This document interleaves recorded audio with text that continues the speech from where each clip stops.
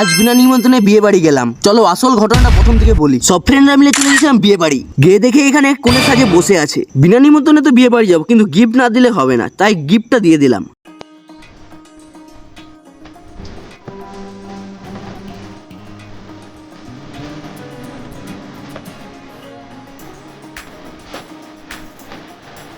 না না, বিনা নিমন্ত্রণে না, আমরা নিমন্ত্রণে গিয়েছিলাম। এটা হচ্ছে আমাদের বান্ধবী, আর তার ভালোবাসার পূর্ণতা পেতে এই দিনটা।